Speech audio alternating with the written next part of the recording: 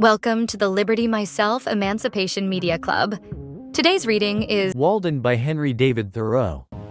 This is part of our twice-daily content heartbeat designed to help build information autonomy in our algorithm-dominated world. Listen, reflect, and engage however works for you. Without further ado, let's jump in. Stay free. Walden by Henry David Thoreau. Solitude. This is a delicious evening, when the whole body is one sense, and imbibes delight through every pore. I go and come with a strange liberty in nature, a part of herself. As I walk along the stony shore of the pond in my shirt sleeves, though it is cool as well as cloudy and windy, and I see nothing special to attract me, all the elements are unusually congenial to me. The bullfrogs trump to usher in the night, and the note of the whippoorwill is borne on the rippling wind from over the water. Sympathy with the fluttering alder and poplar leaves almost takes away my breath, yet, like the lake, my serenity is rippled but not ruffled. These small waves raised by the evening wind are as remote from storm as the smooth reflecting surface. Though it is now dark, the wind still blows and roars in the wood, the waves still dash, and some creatures lull the rest with their notes. The repose is never complete. The wildest animals do not repose, but seek their prey now, the fox, and skunk, and rabbit, now roam the fields and woods without fear. They are nature's watchmen, links which connect the days of animated life. When I return to my house, I find that visitors have been there and left their cards, either a bunch of flowers, or a wreath of evergreen, or a name in pencil on a yellow walnut leaf or a chip. They who come rarely to the woods take some little piece of the forest into their hands to play with by the way, which they leave, either intentionally or accidentally. One has peeled a willow wand, woven it into a rein, and dropped it on my table. I could always tell if visitors had called in my absence, either by the bended twigs or grass, or the print of their shoes, and generally of what sex or age or quality they were by some slight trace left, as a flower dropped, or a bunch of grass plucked and thrown away, even as far off as the railroad, half a mile distant, or by the lingering odor of a cigar or pipe. Nay, I was frequently notified of the passage of a traveler along the highway 60 rods off by the scent of his pipe. There is commonly sufficient space about us. Our horizon is never quite at our elbows.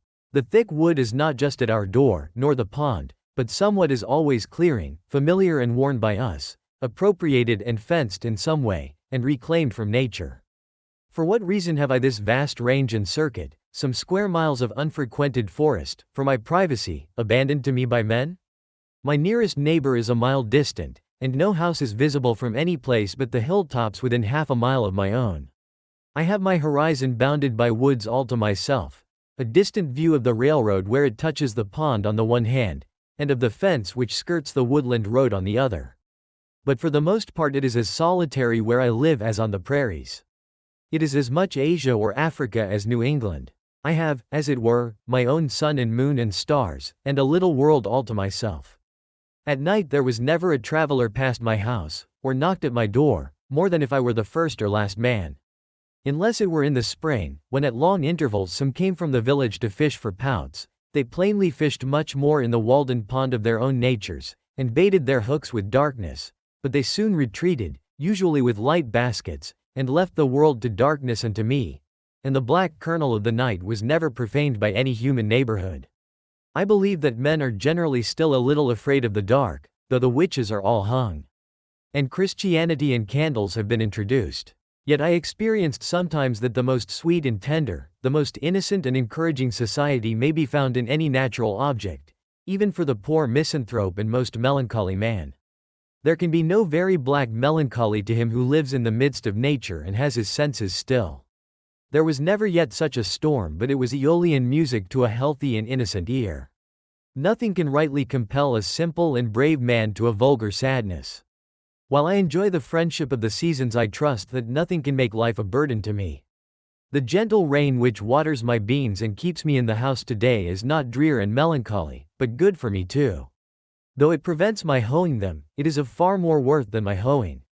If it should continue so long as to cause the seeds to rot in the ground and destroy the potatoes in the lowlands, it would still be good for the grass on the uplands, and, being good for the grass, it would be good for me.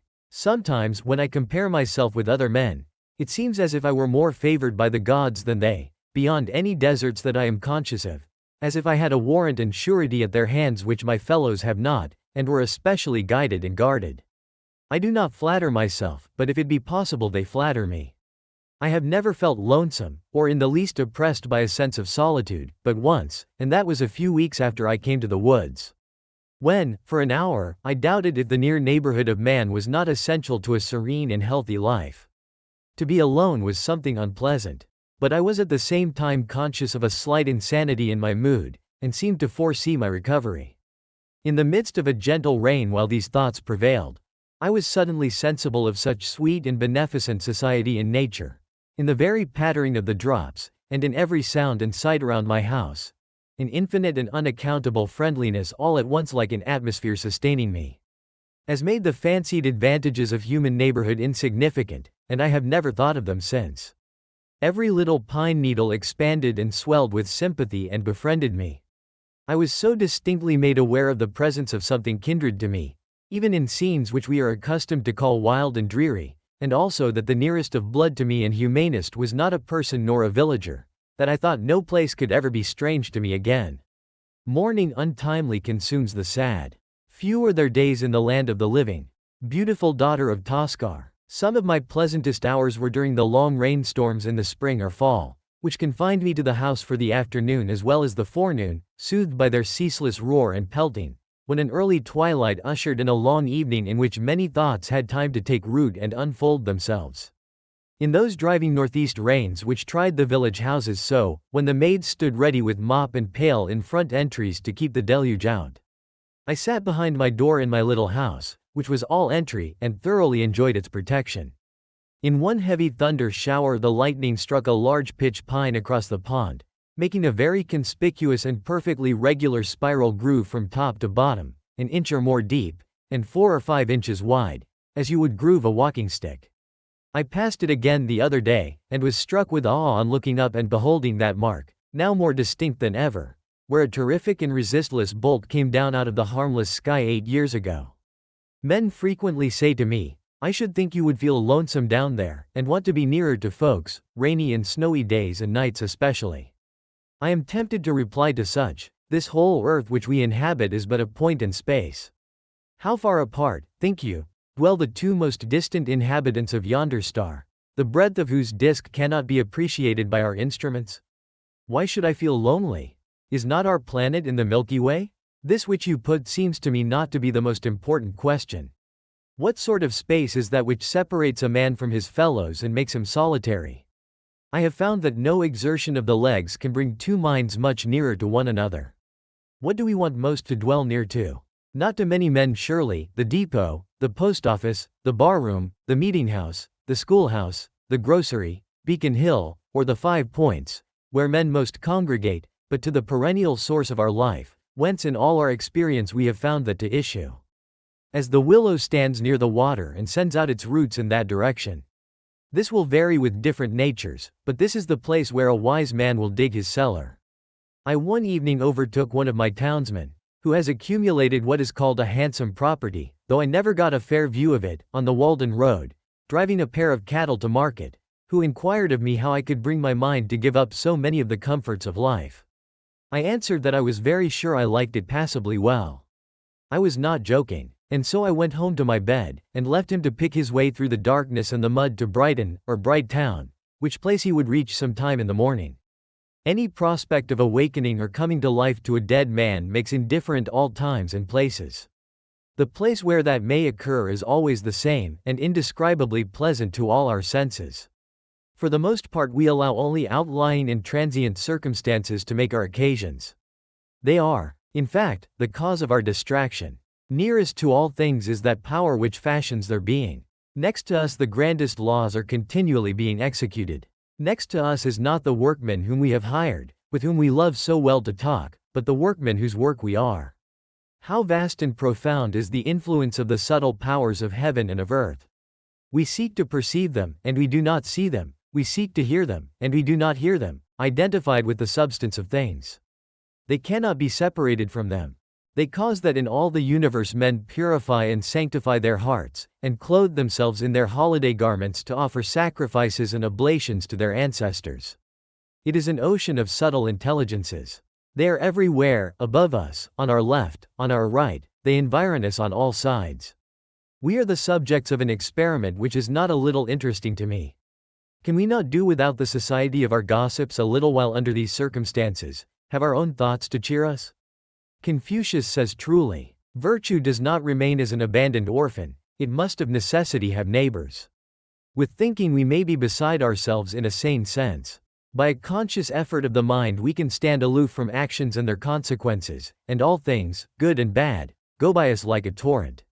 We are not wholly involved in nature. I may be either the driftwood in the stream, or Indra in the sky looking down on it. I may be affected by a theatrical exhibition, on the other hand, I may not be affected by an actual event which appears to concern me much more. I only know myself as a human entity, the scene, so to speak, of thoughts and affections, and am sensible of a certain doubleness by which I can stand as remote from myself as from another. However intense my experience, I am conscious of the presence and criticism of a part of me, which, as it were, is not a part of me, but spectator, sharing no experience, but taking note of it, and that is no more I than it is you. When the play, it may be the tragedy, of life is over, the spectator goes his way. It was a kind of fiction, a work of the imagination only, so far as he was concerned. This doubleness may easily make us poor neighbors and friends sometimes. I find it wholesome to be alone the greater part of the time. To be in company, even with the best, is soon wearisome and dissipating. I love to be alone. I never found the companion that was so companionable as solitude. We are for the most part more lonely when we go abroad among men than when we stay in our chambers. A man thinking or working is always alone. Let him be where he will. Solitude is not measured by the miles of space that intervene between a man and his fellows. The really diligent student in one of the crowded hives of Cambridge College is as solitary as a dervish in the desert.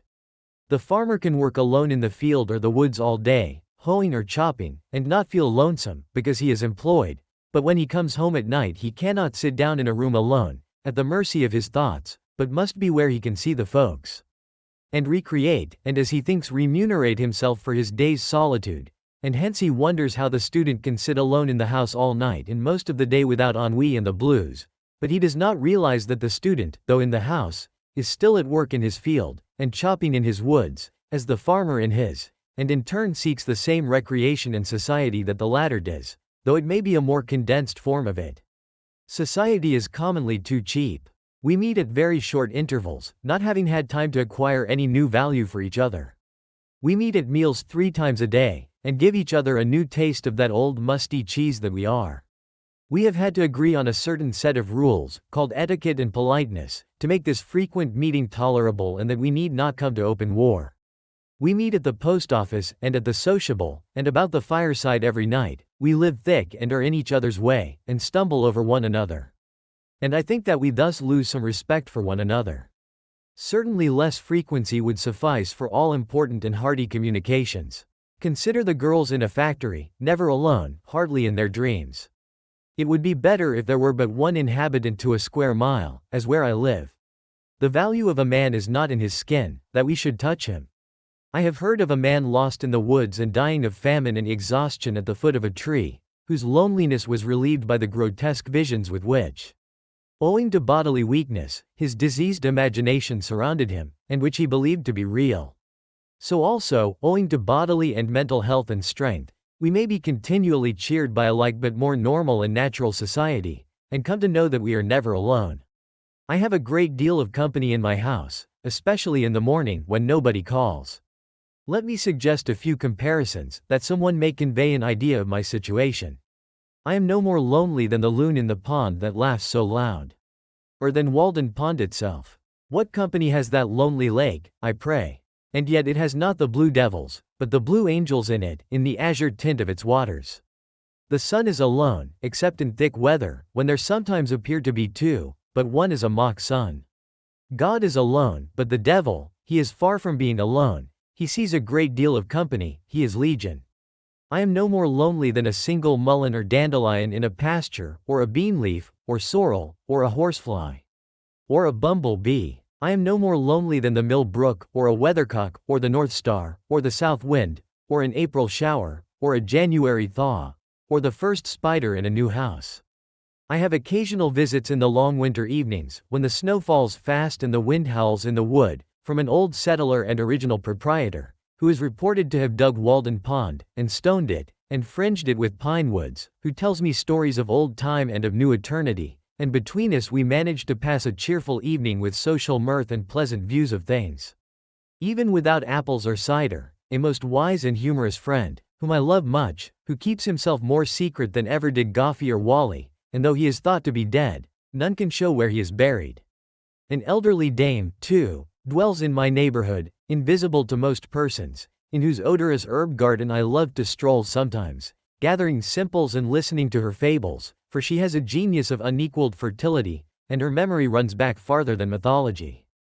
And she can tell me the original of every fable, and on what fact every one is founded, for the incidents occurred when she was young.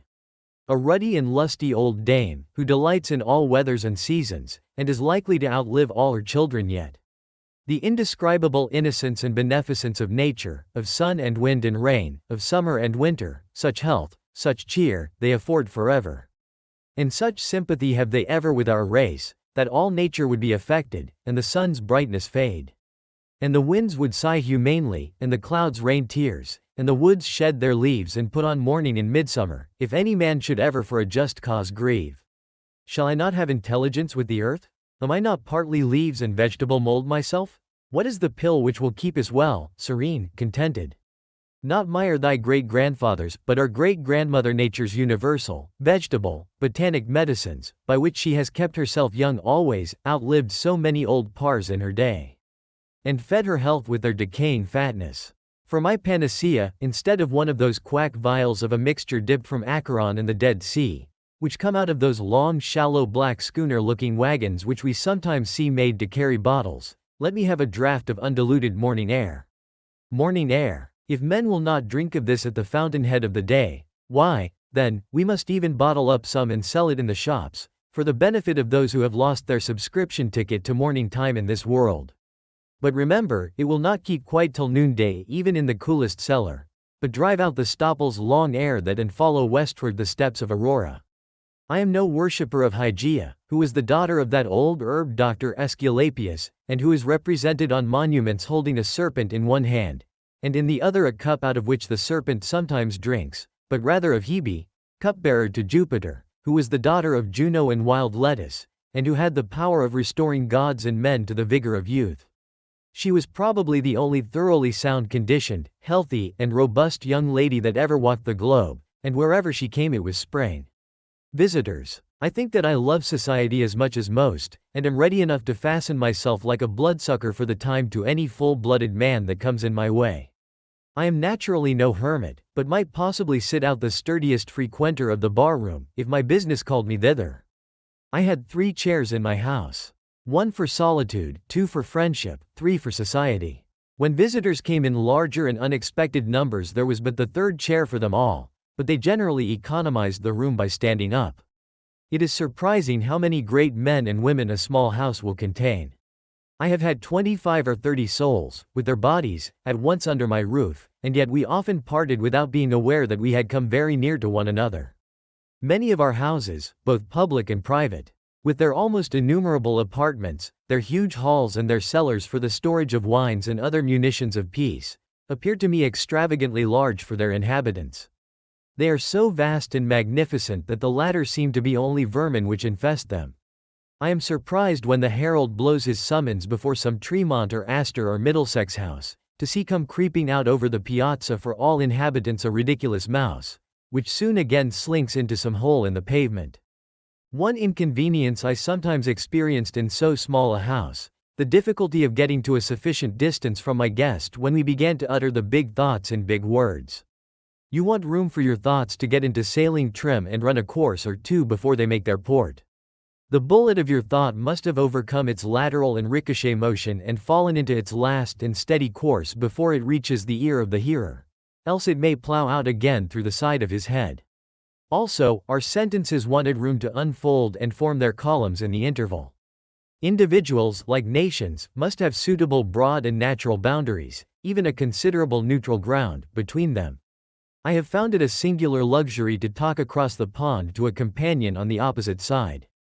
In my house we were so near that we could not begin to hear, we could not speak low enough to be heard, as when you throw two stones into calm water so near that they break each other's undulations.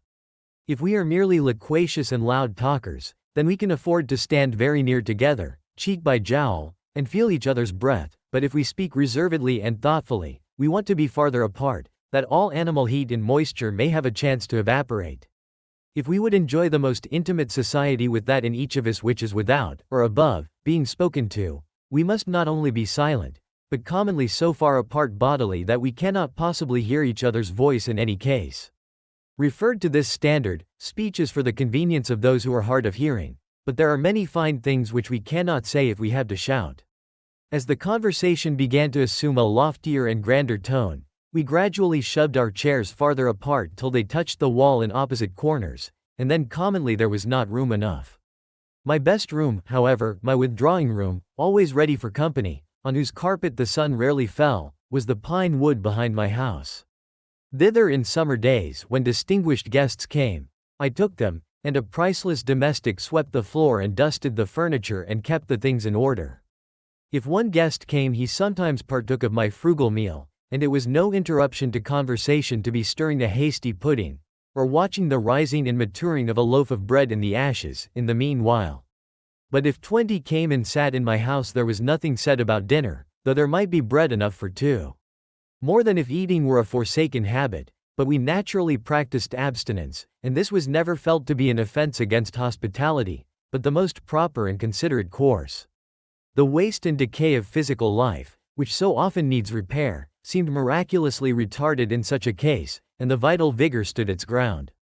I could entertain thus 1,000 as well as 20, and if any ever went away disappointed or hungry from my house when they found me at home, they may depend upon it that I sympathized with them at least.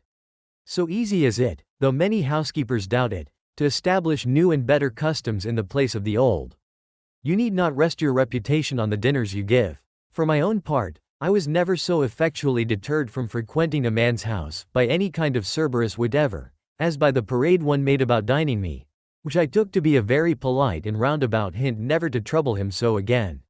I think I shall never revisit those scenes. I should be proud to have for the motto of my cabin those lines of Spenser which one of my visitors inscribed on a yellow walnut leaf for a card. Arrived there, the little house they fill. Nay, look for entertainment where none was. Rest is their feast, and all things at their will. The noblest mind the best contentment has.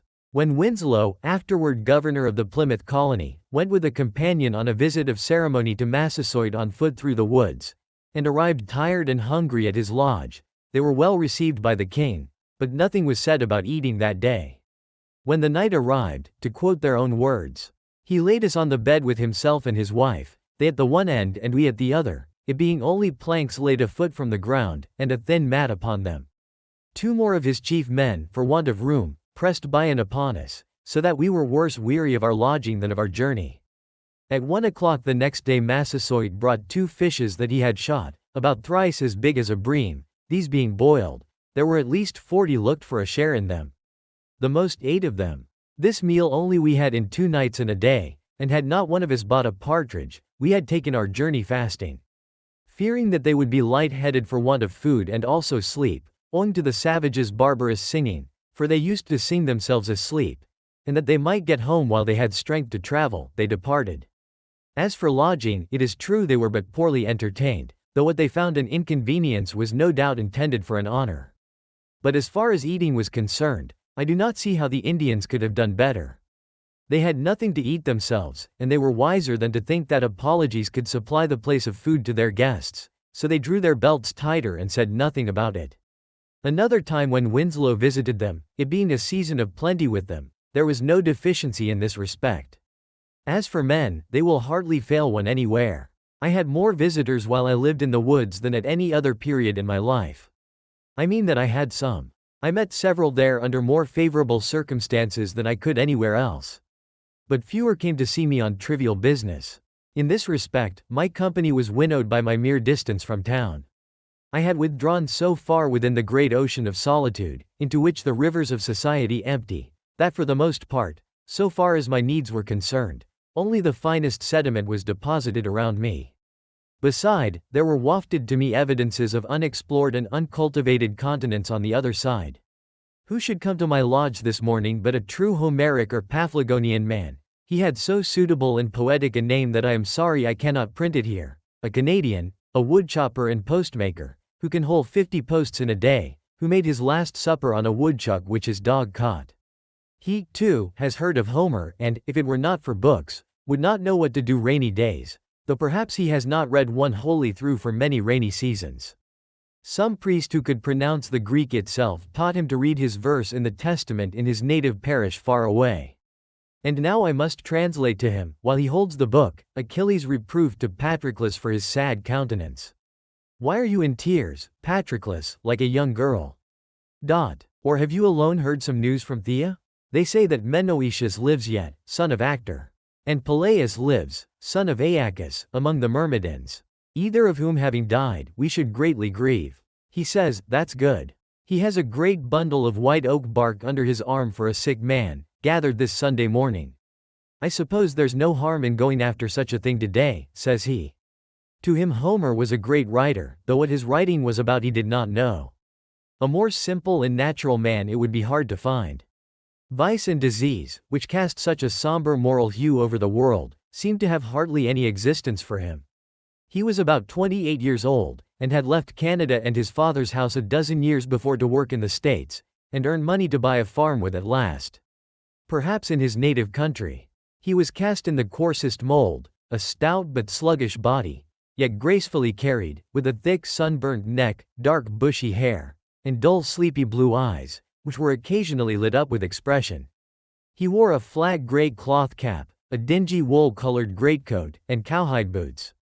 He was a great consumer of meat, usually carrying his dinner to his work a couple of miles past my house, for he chopped all summer, in a tin pail, cold meats, often cold woodchucks, and coffee in a stone bottle which dangled by a string from his belt, and sometimes he offered me a drink. He came along early, crossing my bean field, though without anxiety or haste to get to his work, such as Yankees exhibit. He wasn't going to hurt himself. He didn't care if he only earned his board. Frequently he would leave his dinner in the bushes, when his dog had caught a woodchuck by the way, and go back 1.5 miles to dress it and leave it in the cellar of the house where he boarded. After deliberating first for half an hour whether he could not sink it in the pond safely till nightfall, loving to dwell long upon these themes, he would say, as he went by in the morning, how thick the pigeons are. If working every day were not my trade, I could get all the meat I should want by hunting, pigeons, woodchucks, rabbits, partridges, by gosh. I could get all I should want for a week in one day. He was a skillful chopper, and indulged in some flourishes and ornaments in his art.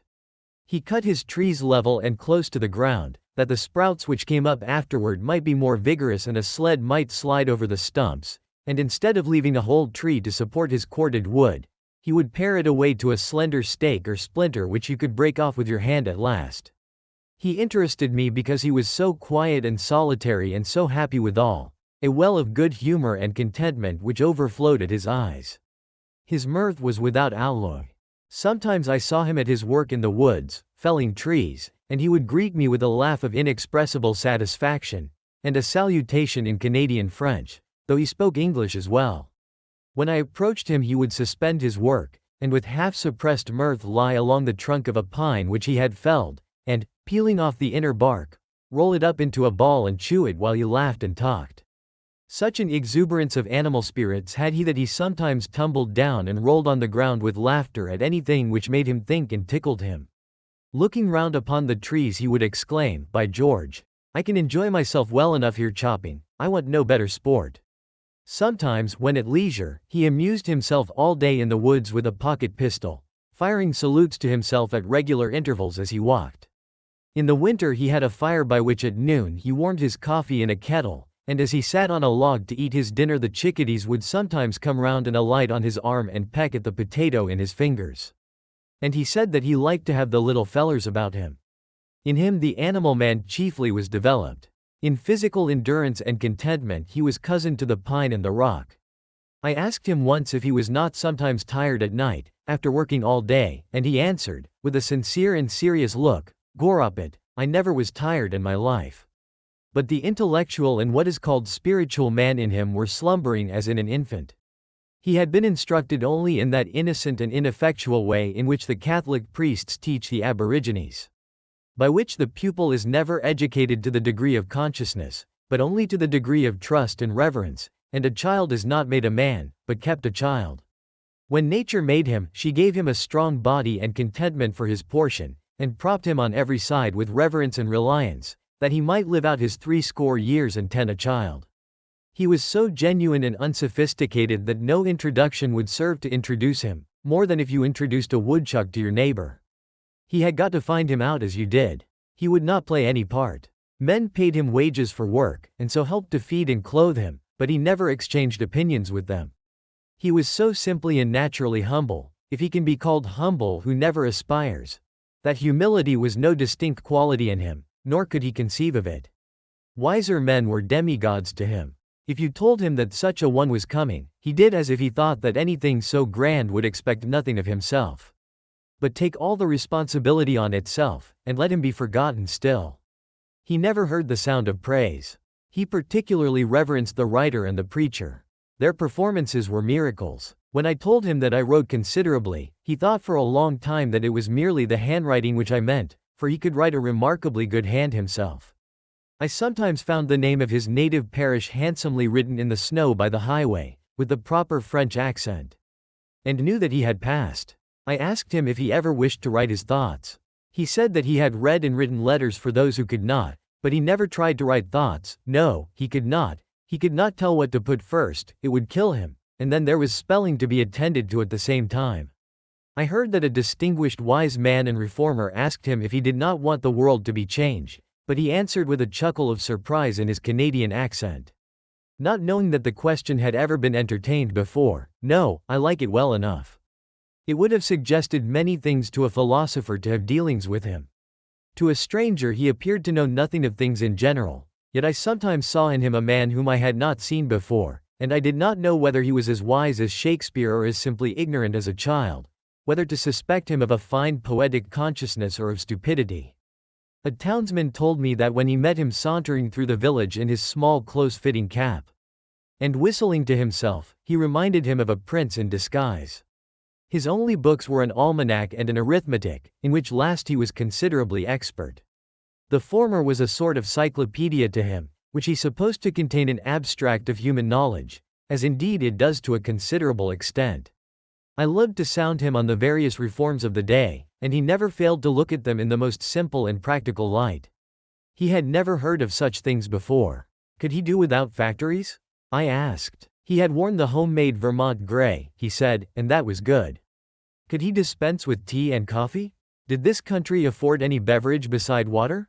He had soaked hemlock leaves in water and drank it, and thought that was better than water in warm weather.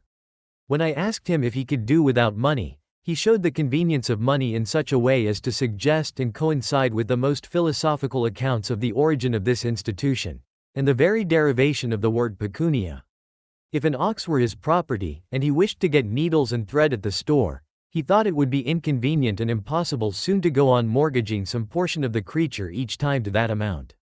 He could defend many institutions better than any philosopher, because, in describing them as they concerned him, he gave the true reason for their prevalence, and speculation had not suggested to him any other.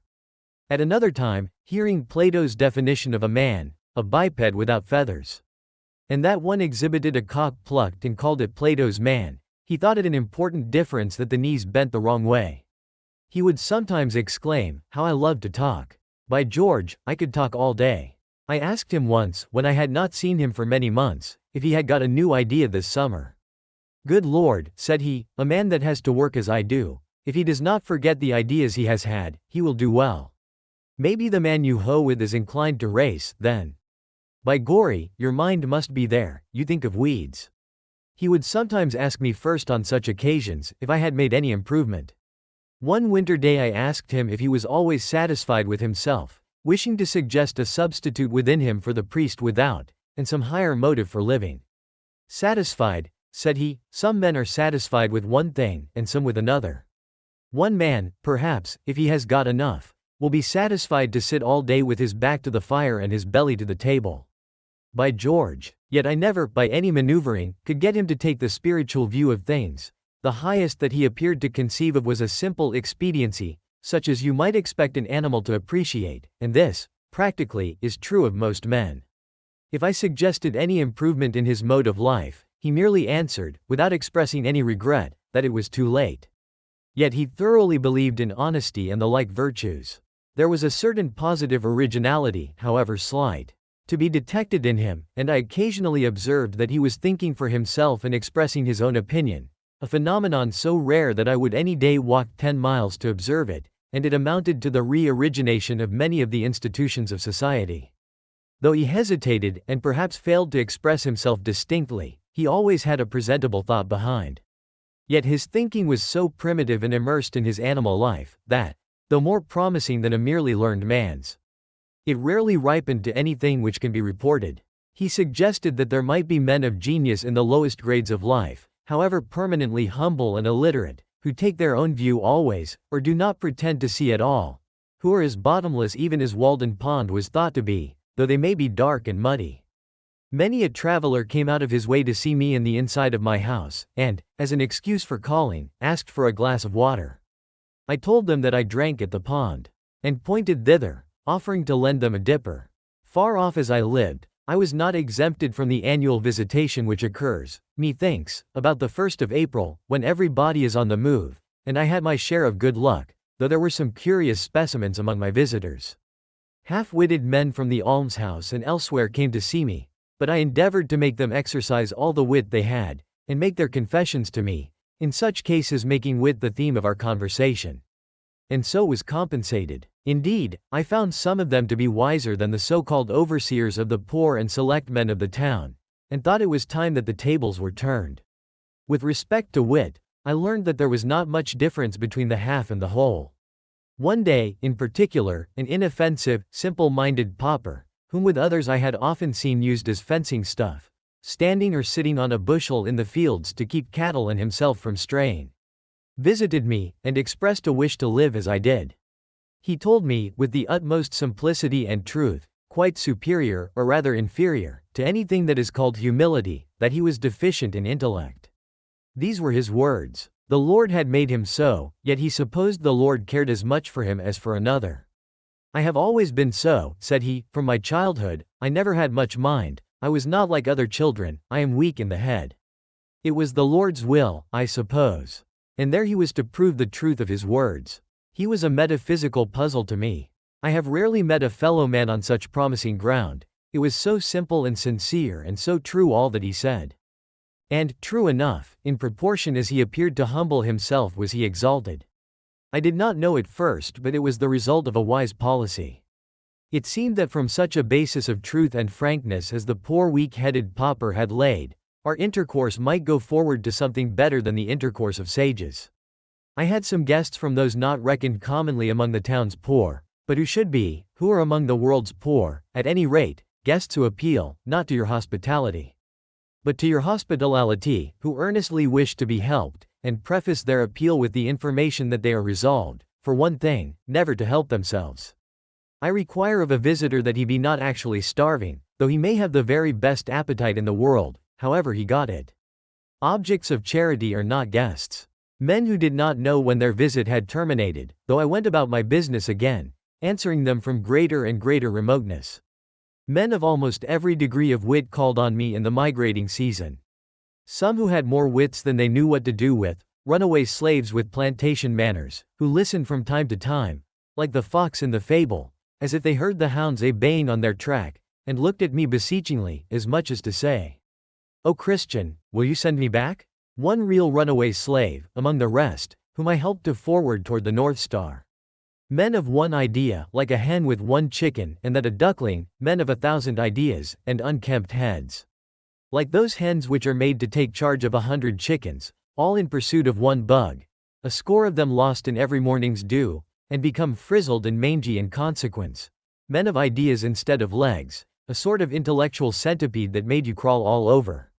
One man proposed a book in which visitors should write their names, as at the White Mountains, but, alas, I have too good a memory to make that necessary. I could not but notice some of the peculiarities of my visitors. Girls and boys and young women generally seemed glad to be in the woods. They looked in the pond and at the flowers and improved their time. Men of business, even farmers, thought only of solitude and employment, and of the great distance at which I dwelt from something or other, and though they said that they loved a ramble in the woods occasionally, it was obvious that they did not. Restless committed men, whose time was all taken up in getting a living or keeping it, ministers who spoke of God as if they enjoyed a monopoly of the subject. Who could not bear all kinds of opinions, doctors, lawyers, uneasy housekeepers who pried into my cupboard and bed when I was out. How came Mrs. to know that my sheets were not as clean as hers? Young men who had ceased to be young, and had concluded that it was safest to follow the beaten track of the professions. All these generally said that it was not possible to do so much good in my position.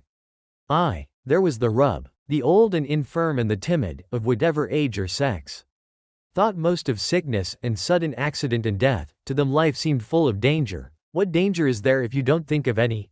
And they thought that a prudent man would carefully select the safest position, where Dr. B might be on hand at a moment's warning.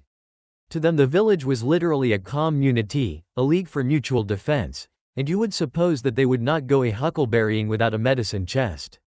The amount of it is, if a man is alive, there is always danger that he may die.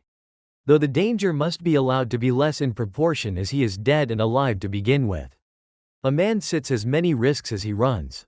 Finally, there were the self-styled reformers, the greatest bores of all, who thought that I was forever singing, "This is the house that I built. This is the man that lives in the house that I built."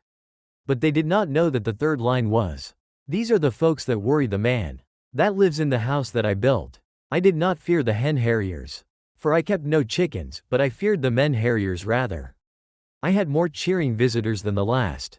Children come a-berrying, railroad men taking a Sunday morning walk in clean shirts, fishermen and hunters, poets and philosophers, in short, all honest pilgrims, who came out to the woods for freedom's sake, and really left the village behind. I was ready to greet with, "Welcome, Englishmen. Welcome, Englishmen," for I had had communication with that race. How do the experiences of solitude and welcoming visitors in these chapters inspire you to find harmony between personal reflection and connecting with others? This has been an EMC reading from Liberty Myself. To learn more about our project to create decentralized media alternatives, visit libertymyself.com. By creating Liberty Myself, we create liberty for all.